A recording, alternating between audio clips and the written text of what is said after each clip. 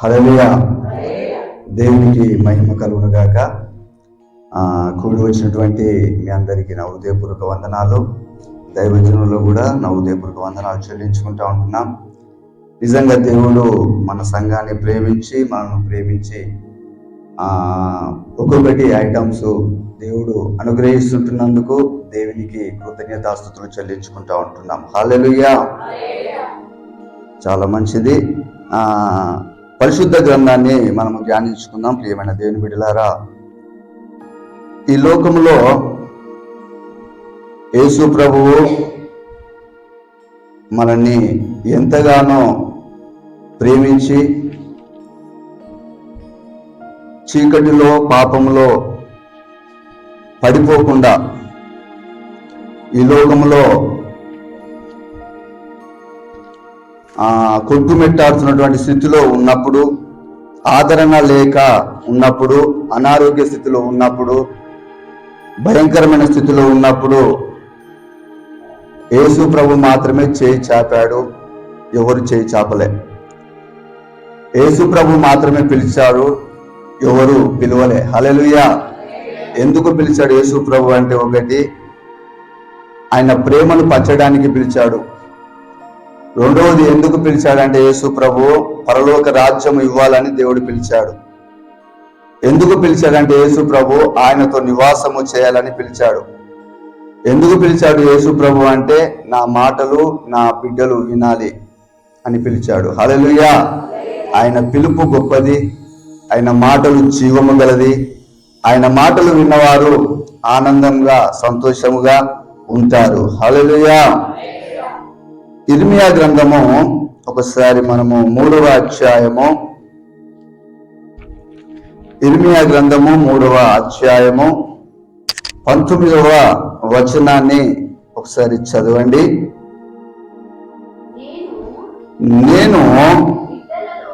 నేను బిడ్డలలో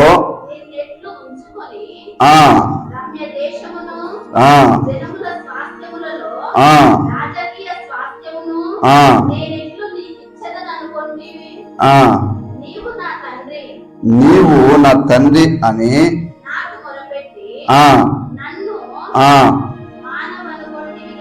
మానవనుకుంటివి కదా.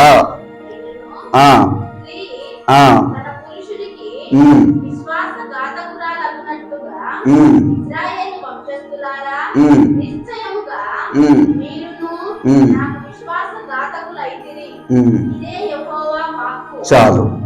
ఇక్కడ ఇజ్రాయేల్ ప్రజలు దేవుని మాట వినకుండా ఉంటున్నటువంటి సమయంలో దేవుడు ఇజ్రాయేలుతో మాట్లాడుతూ ఉన్నాడు. ఇజ్రాయేలీలు ఒకానొక సమయంలో దేవుని మాట వినలేదు. ఐగుప్తు దేశంలో ఉన్నప్పుడు అక్కడ మోషేను ఏర్పరచుకొని దేవుడు మోషే ద్వారా మాట్లాడుతూ ఉన్నాడు ఇజ్రాయేల్ ప్రజలతో. నేను బిడ్డలలో నేను ఎట్లు ఉంచుకొని రమ్య దేశమును, జనముల స్వాస్థ్యమును, రాజకీయ స్వాస్థ్యమును నేను ఎట్లు నీకు ఇచ్చేదనుకుంటుని, నీవు నా తండ్రి అని నాకు మొర్రపెట్టి నన్ను మానవనుకుంటివి కదా. నీవు నా తండ్రి అని నాకు మొర్రపెట్టి నీవు మానవనుకుంటివి కదా.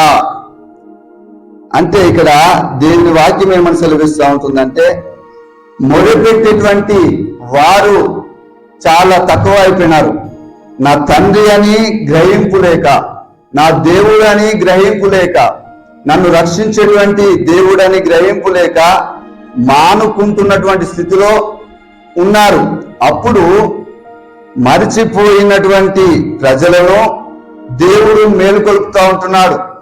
దేవుడు అంటున్నటువంటి మాట ఏంటిదంటే, నేను మిమ్ములను విడిపించడానికి, నేను మిమ్ములను నడిపించడానికి, నేను మిమ్ములను ఆ దేశానికి నడిపించడానికి నేను మిమ్ములను ఏర్పరచుకొని ఉన్నాను. మీరు నన్ను మరిచినా సరే, మీరు నన్ను నన్ను వేడుకోకున్నా సరే, నేను మాత్రము మిమ్మల్ని నడిపించడానికి నేను ఉన్నాను. హల్లెలూయా. యేసు ప్రభువు మంచి గుణ లక్షణాలు కలిగినటువంటి దేవుడు. ఆయన పక్షపాతము కలిగినటువంటి దేవుడు కాదు. ఎవరు మరిసినా దేవుడు మాత్రం మరవడు. ఇజ్రాయేలు ప్రజలు మరిచారు, దేవుణ్ణి తిరుగుబాటు చేశారు. ఇజ్రాయేలు ప్రజలు దేవుని పైన సనుక్కున్నారు, గునుక్కున్నారు, కానీ దేవుడు మాత్రము వారిని విడిచిపెట్టలేదండి. హల్లెలూయా. ఇక్కడ ఏమంటా ఉంటున్నారంటే, దేవుడు నన్ను మానవ అనుకుంటుంది కదా, అయినను స్త్రీ తన పురుషునికి విశ్వాసఘాతకురాలగునట్లు ఇజ్రాయేలు వంశస్థులారా, నిశ్చయముగా మీరును నాకు విశ్వాసఘాతకులైతిరి. ఇదే యెహోవా వాక్కు. విశ్వాసఘాతకులైతిరి అంటే విశ్వాసము లేకుండా మీరు ఉన్నారయ్యా నా మీద. మీరు మొదటి ప్రేమను మర్చిపోయారయ్యా. మీరు ఒకానొక సమయంలో యోసేపు ఐగుప్తు దేశంలో ఉన్నప్పుడు ఈ యొక్క ఇజ్రాయేలులకు, ఇస్సాకు వంశానికి, యాకోబు అక్కడ ఉన్నటువంటి వాళ్ళందరికీ శ్రమ వచ్చినప్పుడు, వాళ్ళందరికీ ఆహారం లేనటువంటి స్థితిలో ఉన్నప్పుడు యోసేపు గారు దేవుని ఆజ్ఞ చొప్పున నడుస్తుంటున్నప్పుడు వారికి ఆహారము సమకూర్చింది యోసేపు యొక్క శక్తి కాదు, కానీ యోసేపులో ఆ మనసు, మంచి మనసును బట్టి, దేవుడి మనసు బట్టి ఆ యొక్క ఇజ్రాయేలుకు కావాల్సినటువంటి ధాన్యాన్ని దేవుడు సమకూర్చాడు. వీళ్ళు మరిచారు, యోసేపును మరిచారు, వీళ్ళు వెలివేశారు, కానీ ఆ యొక్క యోసేపు మాత్రము మాత్రము వాళ్ళ మీద కఠినత్వము గాని ద్వేషము గాని పెట్టుకోలేదండి. హల్లెలూయా. విశ్వాసఘాతకులు వీలైనారు కానీ ఆ యోసేపు మాత్రము కాలేదు. యోసేపు మాత్రము కాలేదు. ఆ ప్రజల మీద విశ్వాసం ఉంది యోసేపు గారికి, వారి అన్నదమ్ముల మీద విశ్వాసం ఉంది యోసేపు గారికి. వాళ్ళు ఏడ్చుంటే నాకు ఆనందకరమా, వాళ్ళు దుఃఖంలో ఉంటుంటే నాకు ఆనందకరమా, వాళ్ళు నన్ను తోసివేసినా సరే, నన్ను కొట్టివేసినా సరే, నన్ను ఏం చేసినా సరే, కానీ నేను వారి కొరకు నేను ఒకటి సమకూరుస్తాను అనుకున్నాడు. హల్లెలూయా, హల్లెలూయా. కానీ మేలు చేసే వారికి కీడు సంభవిస్తూ ఉంటది. అంతే. యేసు ప్రభు కూడా అనేకులకు మేలు చేయడానికి వచ్చాడు, కానీ ఆయనకు అన్ని కీళ్ళే జరుగుతూ ఉన్నాయి. కానీ ఆ కీడులోనే దేవుడు విజయమును పొందుకున్నాడు. హల్లెలూయా. ఇశ్రాయేలుతో దేవుడు మాట్లాడుతూ ఉంటున్నాడు, మీరు విశ్వాసఘాతకులు అయిపోయినారయ్యా, కానీ నేను ఆ విధంగా మీ మీద విశ్వాసఘాతకులుగా నేను లేను, కానీ మిమ్మల్ని విడిపించాలని నేను ఈ లోకానికి వచ్చాను. మిమ్మల్ని విడిపించాలని ఆ యొక్క మోషే ఆ యొక్క అరణ్యంలో ఉన్నప్పుడు ఆ మోషను ఏర్పరచుకుని నేను మాట్లాడాను. ఎందుకు మాట్లాడాను తెలుసా? మిమ్మల్ని విడిపించడానికి నేను మోషను ఏర్పరచుకున్నాను. హల్లెలూయా. ఆయనను ఏదో గొర్రెల కాపరి అయినప్పటికీ, ఏదో విద్య లేనటువంటి ఏ వ్యక్తి అయినా సరే, నేను ఎందుకు ఏర్పరచుకున్నాను? ఆయనను మిమ్మలను విడిపించడానికి ఆ వ్యక్తిని ఏర్పరచుకున్నాను. హల్లెలూయా. ఇది నాన్న అయ్యగారిని ఏర్పరచుకున్నారు, అమ్మగారిని ఏర్పరచుకున్నారు, మిమ్మల్ని ఏర్పరచుకున్నారు. ఇక్కడ ఉన్న వాళ్ళందరినీ ఎందుకు ఏర్పరచుకున్నారంటే, మిమ్మల్ని ఎవరిలో ఉండి, ఎవరైతే ఈ లోకములో ఆ బంధకాల చేత ఉన్నారో, ఎవరైతే క్రీస్తు ప్రేమను తెలుసుకోలేనటువంటి స్థితిలో ఉన్నారో, మీ ద్వారా జరిగించాలని దేవుడు నిన్ను, నన్ను, ఇక్కడ కూర్చున్న వారిని అందరినీ దేవుడు ఏర్పరచుకున్నాడు. హల్లెలూయా. అలాంటి ప్రేమ కలిగినటువంటి దేవుడు మన దేవుడు. అదే విధంగా 12వ వచనములో, కింద 12వ వచనం, ఇర్మియా 3:12లో, నీవు వెళ్ళి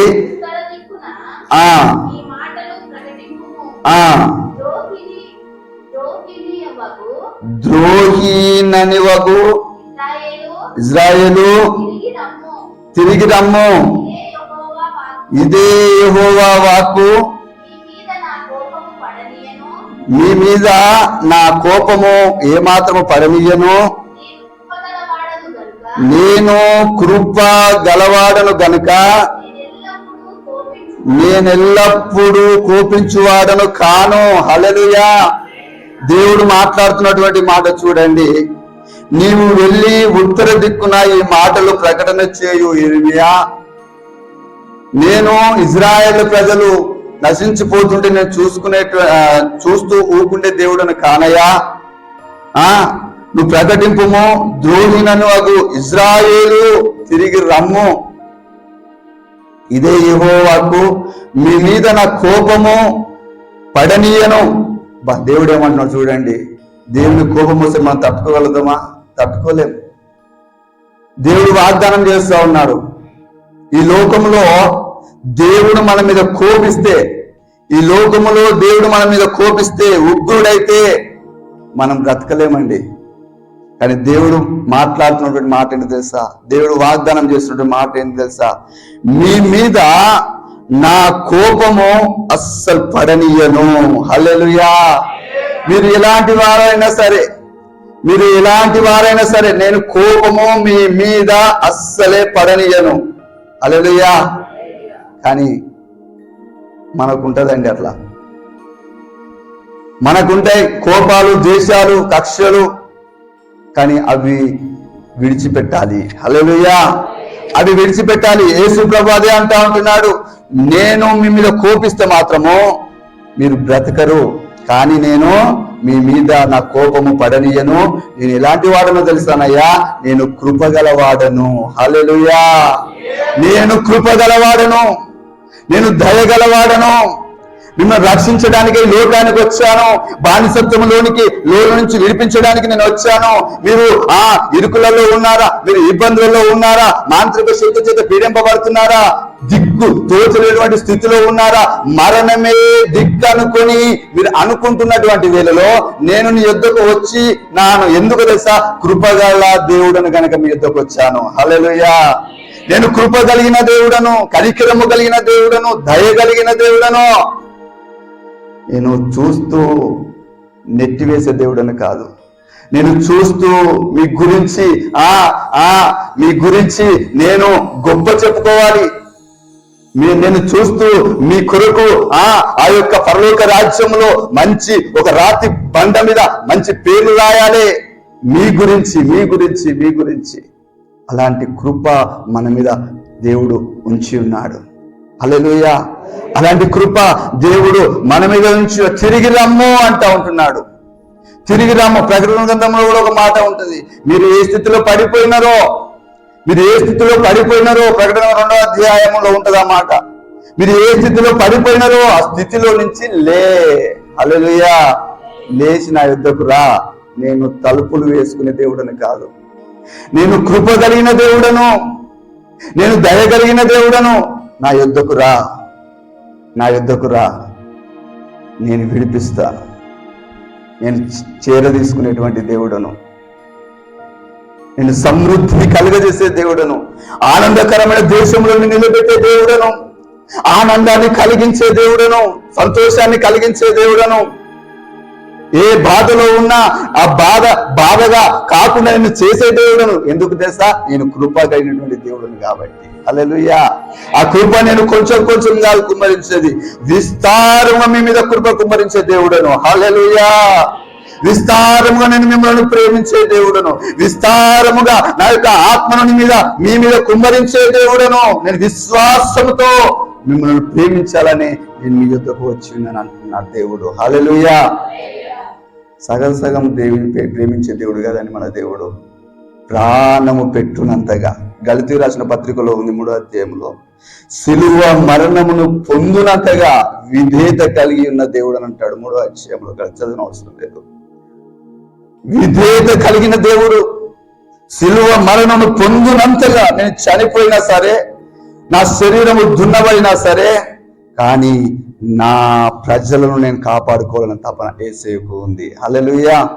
ఇజ్రాయేల్ ప్రజలు కూడా నశించిపోతే దేవుడు ఊపుకునే దేవుడు కాదు.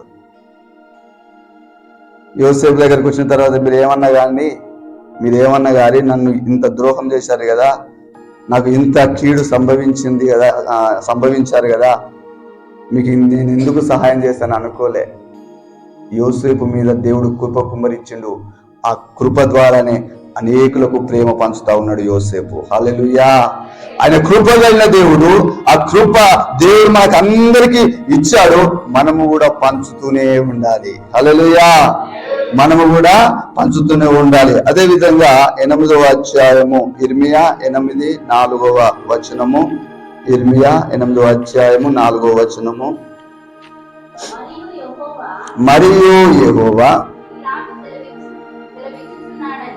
మరియు యెహోవా ఇలాగ సెలవిచ్చుచున్నాడని వారితో చెప్పుము.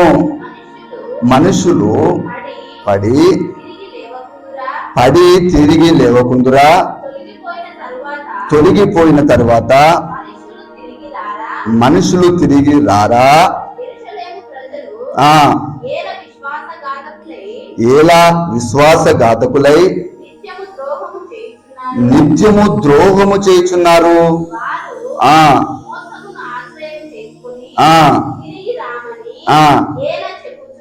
ఎలా చెప్పుచున్నారు. నేను చెవియొగ్గి వారి మాటలు విని ఉన్నాను. పనికి మాలిన మాటలు వారు ఆడుకొనుచున్నారు. నేనేమి చేసితినని చెప్పి తన చెడుతనమును గూర్చి పశ్చాత్తపడు వాడొకడును లేకపోయెను. హల్లెలూయా. యేసు ప్రభువు యెహోవా ప్రభు అయినటువంటి యెహోవా సెలవిస్తా ఉంటున్నాడు. వారితో ఈ మాట చెప్పు ఇర్మియా ప్రవక్త. మనుషులు పడి తిరిగి లేవరా? అదే గుంతలో ఉంటారా? లేస్తారు కదా. బురద గుంతలో పడితే లేచి బురద కడుక్కుంటారు కదా. ఏదైనా ఉంటే పొరపాటు ఉంటే సర్దిద్దుకుంటారు కదా. మీరు ఇక్కడ దైవవాక్యం లేవకుందురా. తొలగిపోయిన తర్వాత మనుషులు తిరగరా. దేవుడు సెలవిస్తా ఉన్నాడండి. తిరగరా. తిరగలేని స్థితిలో ఉంటున్నారు. పడినటువంటి స్థితిలో పడిపోయిన స్థితిలోనే ఉంటున్నారు. లేవాలని దేవుడు సెలవిస్తా ఉంటున్నాడు. ఇక్కడ లేపు వాళ్ళని. ఏ స్థితిలో పడిపోయారో స్థితిలో నుంచి లేపు. ప్రవక్త నువ్వు మాట్లాడు. నేను చెప్పింది నువ్వు వాళ్ళకి చెప్పు. లేవాలని చెప్పు. నువ్వు అదే పట్టుకొని ఉండొద్దని చెప్పు అన్నట్టుగా ఆ యొక్క ప్రవక్తతో దేవుడు మాట్లాడుతుంటున్నాడు. ఇక్కడ యెరూషలేము ప్రజలు ఎలా విశ్వాసఘాతకులై నిత్యము ద్రోహము చేయుచున్నారు. వారు మోసమును ఆశ్రయము చేసుకుని తిరిగి రామని ఎలా చెప్పుచున్నారు. యెరూషలేము ప్రజలేనంట. దేవుని ఆరాధిస్తున్నటువంటి ప్రజలే రామని చెప్తా ఉన్నారు. దేవుని సన్నిధికి, ప్రార్థనకి, అన్నిటికీ మేము రామని చెప్తా ఉంటున్నారు. అందుకే ఎలా చెప్తున్నారు వాళ్ళు? ఎలా విశ్వాసఘాతకులు అయిపోయి ఉన్నారు? ఎందుకు కాఠిన్యత్వము వచ్చింది వాళ్ళకి? నేను ఏం ద్రోహం చేశాను అన్నట్టుగా దేవుడు ప్రవక్తతో మాట్లాడుతూ ఉంటున్నాడండి.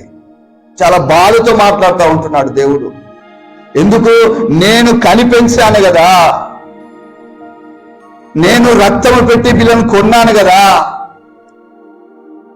ఎందుకు లేస్తలేరు? ఎందుకు దూరంగా ఉంటున్నారు? మోసము ఆశ్రయము చేసి తిరిగి రానమని ఎలా చెప్పుచున్నారు? ఎలా మాట్లాడుతున్నారు?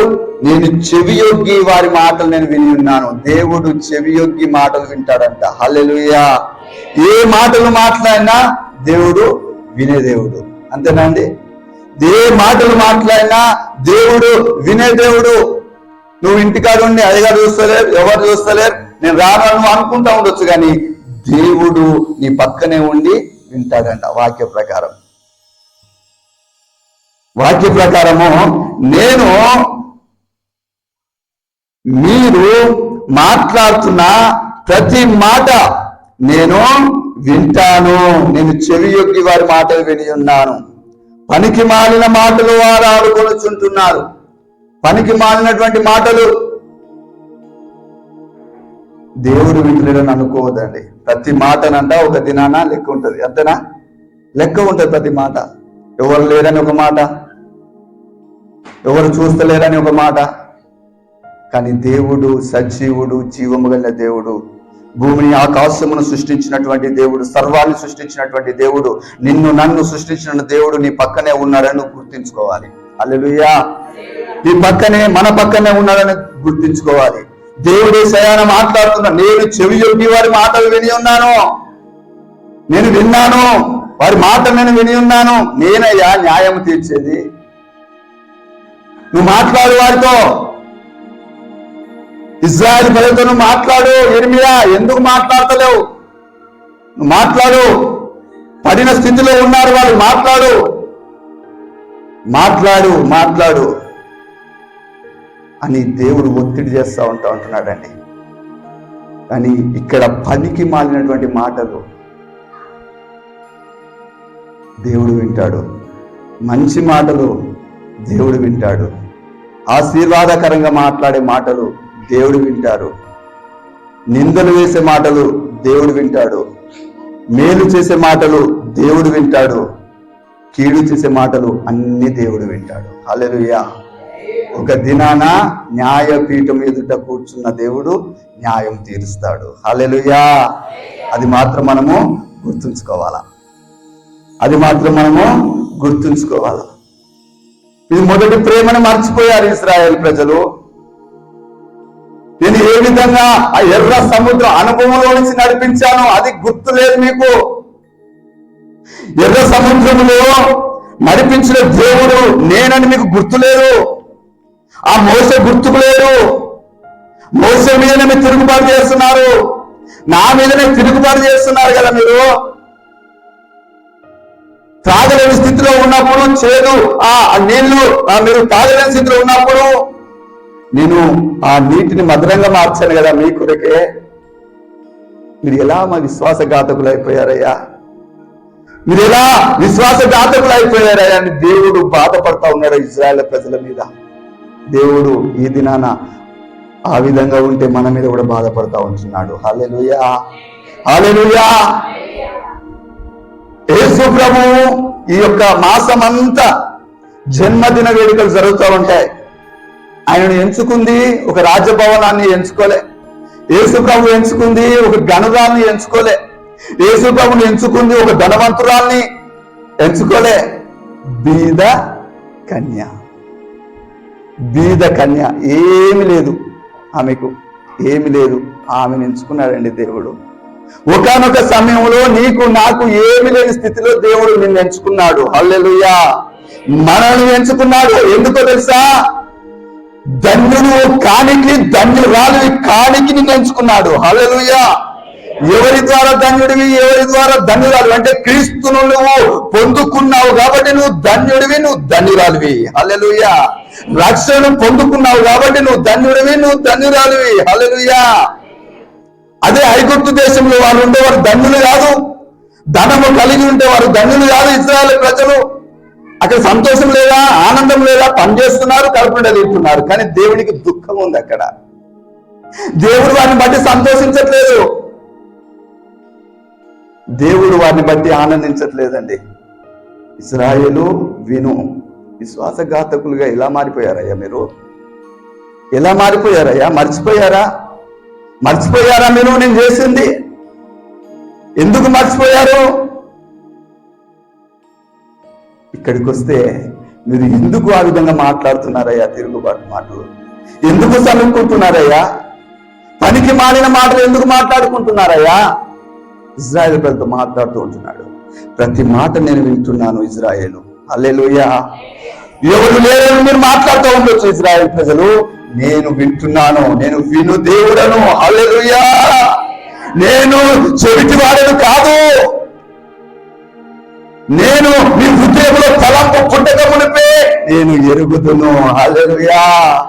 యోసేపు మరియతో నిశ్చితార్థం ఓకే అయిపోయింది, మన పవన్కి అయినట్టుగా. ఓకే అయిన తర్వాత మరియమ్మతో దేవుడు మాట్లాడతాడు. అమ్మా నువ్వు గర్భం ధరించబోతున్నావు తల్లి, అమ్మా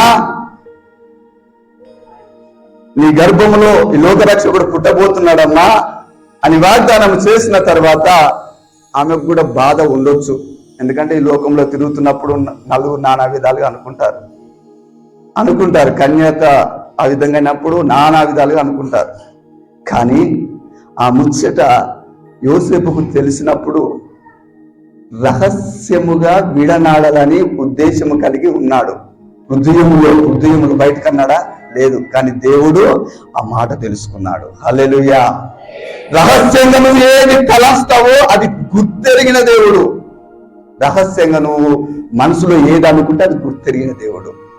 యోసేపుతో దేవుడు స్వయాన మాట్లాడడానికి గాబ్రియేలు దూతను పంపించాడు. హల్లెలూయా. ఆయన వినే దేవుడు. నీ హృదయంలో తలంపు పుట్టక మునిపే నువ్వు ఏది తలస్తున్నావో, ఏది మాట్లాడుతున్నావో, అందుకే ఇక్కడ మాట్లాడుతున్నాడు దేవుడు. ఏం మాట్లాడుతున్నాడు తెలుసా? వారి మాటలు విని ఉన్నాను. ప్రతి వారి మాట దేవుడు వింటాడండి. హల్లెలూయా. దేవుడు వినే దేవుడు. పనికి మాలిన మాటలు మాట్లాడుతున్నావా? చూడకుండా చూసినట్టుగా మాట్లాడుతున్నావా? నువ్వు ఏ విధంగా మాట్లాడుతున్నావు? ఆ వ్యక్తి గురించి, ఆ కుమారుని గురించి, ఆ కుమార్తె గురించి, ఆ కుటుంబం గురించి, ఈ కుటుంబం గురించి ప్రతి మాట దేవుడు ఒక దినాన్ని అడగపోతా ఉంటాడు. హల్లెలూయా. అది మాత్రము గుర్తించుకోవాలని దేవుడు చెప్తా ఉన్నాడు. హల్లెలూయా. అదే విధంగా ప్రియమైన దేవుని బిడ్డలారా, ఇక్కడ కింద మనం చూసుకున్నట్టయితే 6వ వచనంలో నేను చెవియొగ్గి వారి మాటలు విని ఉన్నాను, పనికి మాలిన మాటలను వారు ఆడుకొనుచున్నారు. నేనేమి చేసినని చెప్పి తన చెడుతనమును గూర్చి పశ్చాత్తాపపడువాడొకడును లేకపోయెను. హల్లెలూయా. ఎటు చూసిన పశ్చాత్తాపము పొందుకుంటలేరంట ప్రజలు. నిజమే కదా నేను మాట్లాడింది? చూడకుండా చూసినట్టుగానే మాట్లాడాను కదా, అదే విధంగానే మాట్లాడాను కదా, ఈ విధంగా మాట్లాడాను కదా. పశ్చాత్తాపాన్ని కోరుకుంటున్నాడు దేవుడు. హల్లెలూయా. పశ్చాత్తాపము నువ్వు నేను మనమందరము కోరుకోకపోతే దేవుడు బాధపడతాడని వాక్యం ద్వారా తెలుసుకుంటున్నాం. పశ్చాత్తాప పడేవారు లేరు ఇక్కడ. పశ్చాత్తాప పడే ఒక్కరు లేకపోయేను. ధనవంతుడు పశ్చాత్తాప పడలే, కానీ దరిద్రుడు బయట ఉండి పశ్చాత్తాపడతా ఉన్నాడు. ప్రభువా నేను పాపినయ్యా, ప్రభువా నాకు ఏది లేకున్నా నేను ఘోరమైన పాపినయ్యా. పశ్చాత్తాప పడ్డాడు జక్కయ్య. 19వ అధ్యాయంలో లూకా సువార్తలో ఉంటది. ఎప్పుడైతే యేసు ప్రభు ఆ యొక్క దారి గుండా వెళుతూ ఉంటున్నప్పుడు అందరు చుట్టూ ఉన్నారు, కానీ ఈయన పొట్టివాడైనందున చూడలేకపోతున్నాడంట. చూడనిస్తలేరు. మీరు నన్ను చూడనియకుంటే సరే, నేను మీకంటే ముందెళ్ళి నేను యేసును చూస్తా అనుకున్నాడు. ముందే పోయిండు, మేడి చెట్టు ఎక్కిండు. ఆడికి పోగానే యేసు ప్రభు పైకి చూసి పిలిచాడు. పిలిచిన తర్వాత లాస్ట్కు ఇంటికి వచ్చిన తర్వాత ఏమన్నాడు తెలుసా? నేను ఎవరి యొద్దనైనా 2 తీసుకుంటే 4 ఇస్తా. అదేంటిది? పశ్చాత్తాపం. హల్లెలూయా. ఇక్కడ దేవుడు పశ్చాత్తాప పడేవారు లేరు, కానీ జక్కయ్యను ఎప్పుడైతే పేరు పెట్టి పిలిచాడో, హల్లెలూయా, నిన్ను నన్ను యేసు ప్రభు పేరు పెట్టి పిలిచాడో, నిన్ను నన్ను ఎప్పుడైతే చేపట్టి నడిపించాడో, నిన్ను నన్ను యేసు ప్రభు ఎప్పుడైతే దర్శించాడో, పశ్చాత్తాపం అనేది ఉండాలి. హల్లెలూయా. ఉండాలి. పశ్చాత్తాపం లేకపోతే దేవుడు బాధపడతాడంట. పశ్చాత్తాపం లేకపోతే దేవుడు బాధపడతాడంట. హల్లెలూయా. ఇక్కడ పశ్చాత్తాపాన్ని దేవుడు కోరుకుంటా ఉంటున్నాడు. మరి నువ్వు నేను ఆ పశ్చాత్తాపము పడి విధంగా దేవుని మార్గంలో నడుస్తున్నావా? పశ్చాత్తాపము లేకుండా దేవుని మార్గంలో నడిస్తే బెస్ట్. అందుకే దేవుడు మాట్లాడుతూ ఉంటున్నాడు 6వ వచనంలో, నేనేమి చేసినని చెప్పి తన చెడుతనమును గూర్చి పశ్చాత్తాపపడువాడు ఒకడు లేకపోయెను. యుద్ధమునకు చొరబడు గుర్రము వలె ప్రతి వాడును తనకిష్టమైన మార్గమునకు తిరుగుచున్నాడు. హల్లెలూయా. తనకిష్టమైన మార్గానికి తిరుగుతూ ఉంటున్నాడంట. దేవుడు మాట్లాడుతున్న మాట ఎవరితో? ప్రవక్తతో మాట్లాడుతున్నాడు. తనకిష్టం వచ్చిందే చేస్తా ఉన్నాడు, తనకిష్టం వచ్చిందే మాట్లాడుతూ ఉంటున్నాడు, తనకిష్టం వచ్చిన ప్రకారమే జీవిస్తూ ఉంటున్నారు. అది కాదయ్యా, నేను చెప్పు ప్రకారము నడవాలి అని దేవుని కోరిక. నేను చెప్పే మాటల ప్రకారం ఎవరైతే నడుస్తారో, నేను మాట్లాడేటువంటి మాట ప్రకారం ఎవరైతే నడుస్తారో వారు మాత్రమే ఆ యొక్క రాజ్యంలో ఉంటారు. హల్లెలూయా. అందుకే ప్రియమైన దేవుని బిడ్డలారా, ఇక్కడ యేసు ప్రభువు ఆ యొక్క ఇశ్రాయేలుల గురించి మాట్లాడుతున్నట్టు దేవుడు ఈ దినాన మనతో మాట్లాడుతూ ఉంటున్నాడు. ఒక్కసారి మార్కు సువార్త తీయండి, 1:31, 1వ అధ్యాయము 31వ వచనము. మార్కు 1:31.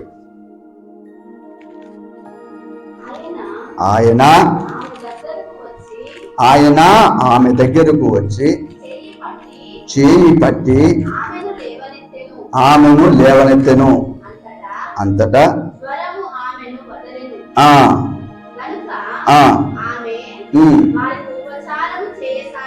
హల్లెలూయా. ఇక్కడ యేసు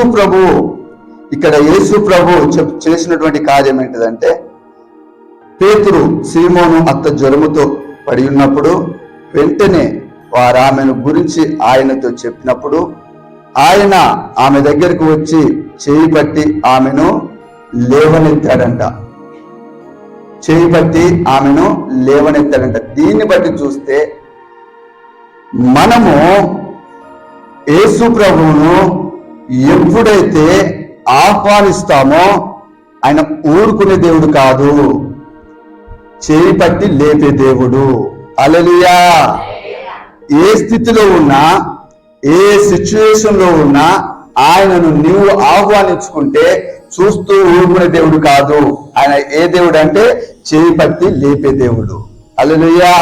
ఆమె బాధలో ఉంది, దుఃఖములో ఉంది, అనారోగ్య స్థితిలో ఉంది. ఈ దినాన్ని బట్టి, ఈ రోజును బట్టి ఒకరొకరు నానా విధములైనటువంటి బాధతో బాధపడుతున్నారు. పాపం ఇప్పుడు ఆనందను భాగ్యం చూసినట్టయితే వారికి చెప్పలేనటువంటి బాధ, కానీ యేసు ప్రభువే వారిని నిలబెట్టాడు. హల్లెలూయా. యేసు ప్రభువే నిలబెట్టాడు. ఇక్కడ ఆ తల్లిని ఏ విధంగా చేయి పట్టి లేపాడో, కనికరించాడో, నిన్ను నన్ను కూడా లేపడానికి సిద్ధముగా ఆయన ఉన్నాడు. హల్లెలూయా. ఇశ్రాయేలు ప్రజలను కూడా లేపడానికి సిద్ధంగా ఉన్నాడు. హల్లెలూయా. పడిపోయిన వారిని లేపడానికి కూడా సిద్ధంగా ఉన్నాడు. హల్లెలూయా. ఏ స్థితిలో పడిపోయినా తిరిగి లేపడానికి దేవుడు సిద్ధంగా ఉన్నాడు. హల్లెలూయా. కేవలము ఆయన కృప, మన మీద చూపుతున్నటువంటి ప్రేమ, ఆయన మన మీద చూపుతున్నటువంటి దయ, ఆయన మన మీద చూపుతున్నటువంటి కృప ఎంతో విస్తారంగా మనల్ని ప్రేమిస్తూ ఉంటున్నాడు. హల్లెలూయా. అందుకే ప్రియమైనటువంటి దేవుని బిడ్డలారా, ఆయన మనం ప్రేమించే దేవుడు. ఒకవేళ మనము ఇశ్రాయేలు ప్రజల వల్ల తప్పిపోయినను దేవుడు మన మీద కృప చూపి, ఎందుకంటే కృప కలిగిన దేవుడు కాబట్టి కృప చూపి నిలబెట్టడానికే ఆయన దేవుడు మన మీద ప్రేమ చూపుతూ ఉంటాడు. కాబట్టి ఈ వాక్యానుసారాన్ని బట్టి దేవుడు మనల్ని దీవించి ఆశీర్వదించునుగాక. ఆమేన్. పాటల యందు మీరు మహిమ పొంది ఉన్నారు, స్తుతి ఆరాధన యందు మహిమ పొంది ఉన్నారు. దేవా నీ స్తోత్రాలు చెల్లిస్తున్నాం. సాక్ష్యముల యందు మహిమ పొంది ఉన్నారు. నీ దేవుని దాసుని నిలబెట్టుకొని శ్రేష్టమైన మాటలు మీరు మాట్లాడారు ప్రభువా. నేను మిమ్మల్ని జగత్తు పునాది వేయబడక మునిపే ఏర్పరచుకొని ఉన్నానని, మీ పేరు పెట్టి పిలిచానని మీరు మాతో మాట్లాడారు దేవా. మీరు పడిపోయిన వారై ఉండిని తిరిగి నా వైపు తిరిగిన ఎడల ప్రభువా మిమ్మల్ని లేవనెత్తుదును. గుంటలో పడిన వాడు ఏ విధంగా మానవుడు లేస్తాడో తిరిగి నా యొద్దకు రండి, మిమ్మల్ని బలపరుస్తానని సెలవిచ్చే దేవుడు. తండ్రి నీకు వందనాలు ప్రభా. మీరు మాట్లాడుతున్న ప్రతి మాటను కూడా నేను వింటున్నాము. వ్యర్థమైన వాటిని మాని, దాని భూ సంబంధమైన వాటిని మాని, పర సంబంధమైన వాక్యములని మీరు మాట్లాడుడని, నీ మాటలే మాట్లాడాలని ఆయన స్పష్టంగా మాట్లాడుతూ ఆదరిస్తూ బలపరుస్తూ వస్తున్న దేవా నీకు వందనాలు స్తోత్రాలు చెల్లిస్తున్నాము తండ్రి. కృపగలిగిన మా ప్రభా మా సంఘమును దీవించండి నాయన. పేతురు నీ ఇంటికి మీరు వెళ్ళినప్పుడు నా ప్రభా జ్వరముతో బాధపడుతున్న ఆ సాయిన సహోదరిని మీరు వెంటనే బాగు చేసిన వెంటనే పరిచర్య చేయసాగింది. అవును ప్రభా, మేము ఏ ఇంట్లోకి వెళ్తామో ఆ ఇంట్లో జ్వరమున్నా, రోగమున్నా, వ్యాధున్నా, ఏ బలహీనతనున్నా తొలగిపోవాలి ప్రభా. ఎందుకంటే మాతో మీరు వస్తున్నారు, మీరు బలపరుస్తున్న దేవా. మా సంఘమును కట్టిన దేవుడు, నిర్మించిన దేవుడు నా ప్రభ, నీకు వందనాలయ్యా. ఈ సంఘము సాక్షి సమూహముగా సజీవుల సంఖ్యలో ఉందరు గాక ప్రభా. వ్యర్థమైన వాటి అన్నిటిని విడిచిపెట్టి పరసంబంధమైన వాటిని ఆత్మవరములు ధరించుకొని, ఆత్మను ధరించుకొని, పరిశుద్ధాత్మను ధరించుకొని నీ ఎదుట నిలబడుటకు శక్తిమంతులు అవుదురు గాక. అట్టి కృపతో నింపి దీవించండి, మా సంఘమును దీవించండి నాయన. 11 నెలలు ప్రభా కష్టములోను, బాధల్లోను, జ్వరములోను, నిందల్లోను, అవమానములోను, ఆయాసములోను, వ్యయాన్న తండ్రి నేను మీరు తోడుగా ఉండి దినము కాపాడారు దేవానికి వందనాలు అయ్యా. 12వ మాసం కూడా మీరు కాపాడుతూ వస్తున్నారు. పరిశుద్ధాత్మదేవ మా అవసరతలను, మా సంఘ అవసరతలను, కుటుంబ అవసరతలను, చిన్న బిడ్డల అవసరతలను, పెద్దల అవసరతలను ప్రభా తీరుస్తున్న దేవుడు నా ప్రభా, నీ స్తోత్రాలు తండ్రి. మీరు ఆత్మకార్యము చేస్తున్నారు అయ్యా తండ్రి. ప్రతి విషయమందు కృప చూపుతున్నారు అయ్యా. ఆర్థికపరమైన రుణముల నుంచి విడుదలిస్తున్న దేవుడు, బలహీనత నుంచి విడుదలిస్తున్న దేవుడు, ఉద్యోగాలు లేని వారిని పోషిస్తున్న దేవుడు, ఉద్యోగాలు ఇస్తున్న దేవానికి వందనాలు, స్తోత్రాలు చెల్లిస్తున్నాము తండ్రి. మా సంఘము నానాటికి అభివృద్ధి చెందును గాక. ఆత్మచేతని ఆయన అభివృద్ధి చెందాలి. ఆర్థిక పరమైన బయలుతని ప్రభ, భూ సంబంధమైన దీవెనలతో ప్రతి దీవెన బిడలకు కలుగును గాక. అట్టి కృపతో నింపి దీవించమని ప్రార్థన చేస్తున్నాము తండ్రి. ఈ సమయన మరి నా తండ్రి ఏ వేసవి కాలము నా తండ్రి ప్రభ, ఈ యొక్క అయ్యా నా తండ్రి ప్రభ రాబోతున్న వేసవి కాలంలో గాని, నడుస్తున్నటువంటి నా ప్రభ చలికాలంలో గాని అయ్యా క్రిస్మస్ శుభవేళలో మేము ఉంటుండగా నీ సన్నిధి ప్రతి బిడ్డ మీద ఉండును గాక, ప్రతి బిడ్డ మీద ఉండును గాక తండ్రి. ఏదో జన్మదిన వేడుకలు అయినా ఆచార రూపంగా జరుపుకుంటున్నామని, వస్త్రములు కొనుక్కుంటున్నామని, ఇల్లు శుద్ధి చేసుకుంటున్నామని ముఖ్యం కాదు గాని ప్రభా, హృదయ అలంకరణ కావాలి ప్రభా, ఆత్మ అలంకరణ కావాలి ప్రభా, పరిశుద్ధాత్మ అలంకరణ కావాలి.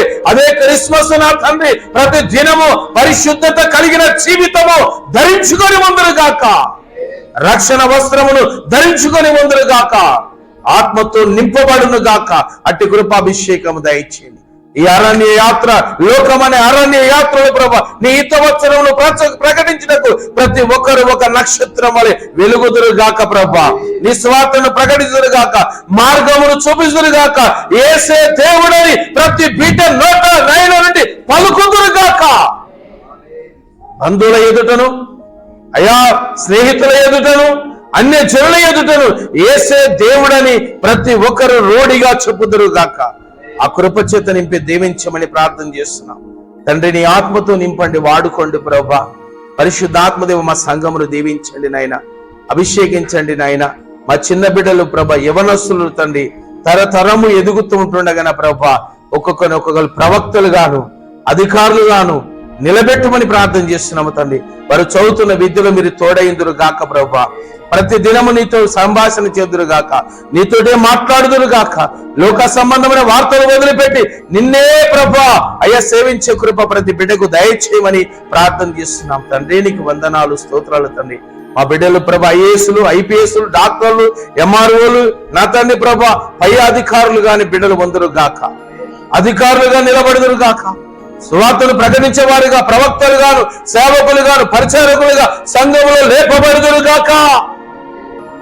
అతి కృపతో నింపి దీవించమని ప్రార్థన చేస్తున్నాం తండ్రి. నీకు వందనాలు ప్రభా. తండ్రి మా సంఘములో ఉన్న ప్రతి వ్యవసాయదారుని దీవించండి, వ్యవసాయ పంటను దీవించండి, పశువుల మందను దీవించండి, ఆశీర్వదించండి, నూరంతల ఫలం దయచేయండి. మొగ్గమును వేసిన బిడ్డలు దీవించండి, మొగ్గాలను ఆశీర్వదించండి, వారి అభివృద్ధి చేయండి. నీ కృపచేత నింపమని ప్రార్థన చేస్తున్నాం తండ్రి.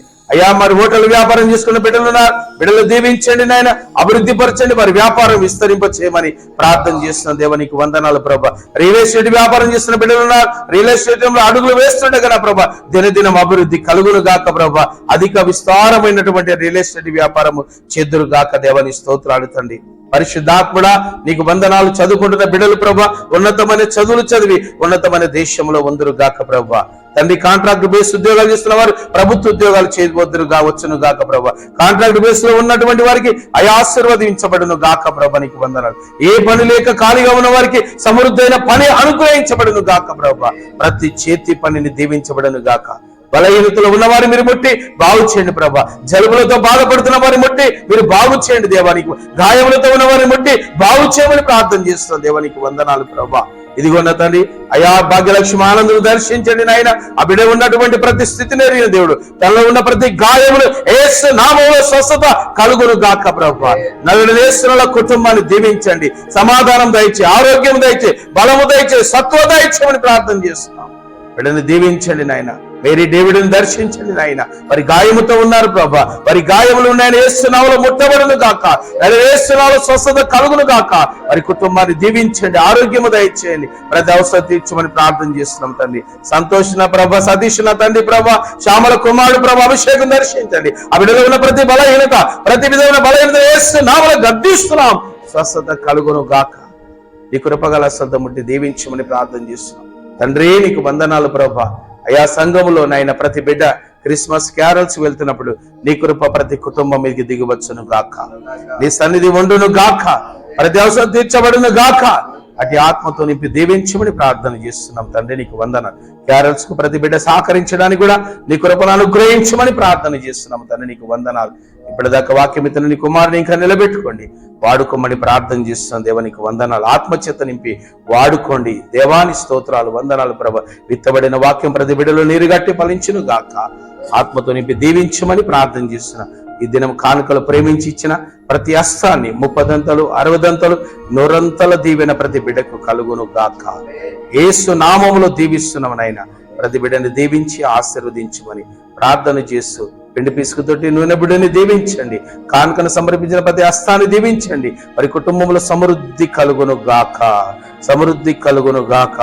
సీయోల నుంచి ప్రతి బిడ్డను ఆశీర్వదించండి. తిరిగి కలుసుకుంటాం ప్రభు. అంతవరకు నీ కృప తోడుగా ఉండ దయచేయమని యేసు నామమున ప్రార్థించి అడిగి వేడుకొంచున్నాం మా పరమ తండ్రి. పరలోకమందున మా పరమ తండ్రి, వచ్చును గాక. నీ చిత్తం పరలోకమందు నెరవేర్చబడినట్లును భూమి అందు నెరవేర్చబడిన గాక. మాకు కావలసిన అనుదినము దయచి మా రుణస్తులను క్షమించిన ప్రకారం మమ్మల్ని శోధన లేక దుష్యం తప్పించు. ఎందుకంటే రాజ్యము, బలము, మహిమ నిరంతరము నీవైనావు తండ్రి. ఆమేన్. మన తండ్రి అయిన దేవుని నుండి ప్రభు అయిన యేసుక్రీస్తు వారి యొక్క కృప, పరిశుద్ధాత్మని యొక్క అన్యోన్య సహవాసం సకల పరిశుద్ధులకును కూడి ప్రతి బిడ్డకును సంగమునకును సదా తోడై నడిపించును గాక. యేసు రక్తమే సిల్వ రక్తమే ప్రవేశనామ సంపూర్ణ విజయం. ఆమేన్. అందరికి వందనాలండి. Praise the lord.